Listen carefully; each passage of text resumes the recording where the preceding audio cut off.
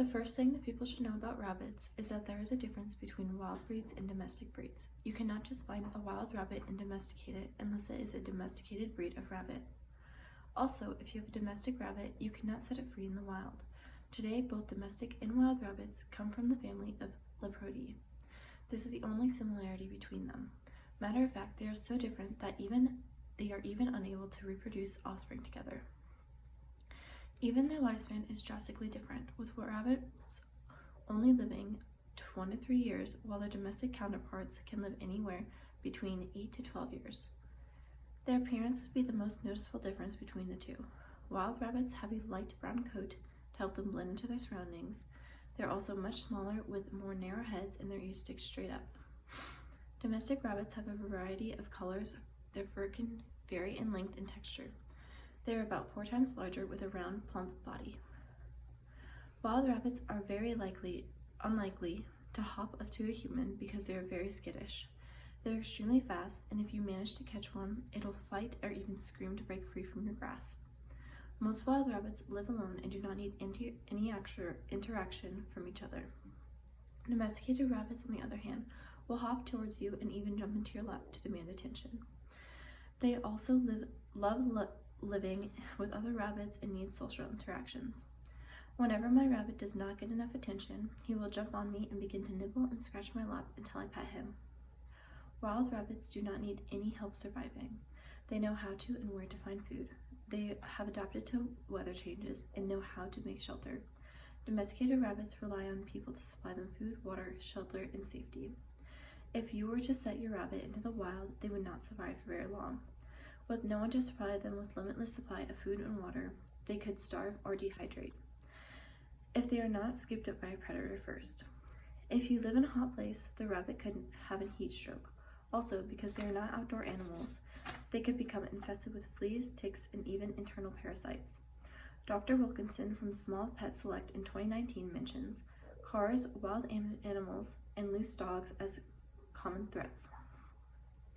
While some may still wear the camouflage outfit of their European ancestors, predators will easily spot these light-colored coats.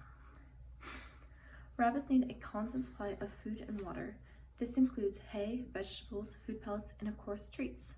Smith from Rabbit Diet in 2019 wrote, "Fresh hay should make up the bulk of your rabbit's diet and needs to be readily available at all times. Rabbits love fresh vegetables and should only be fed in small amounts. When feeding your rabbit a new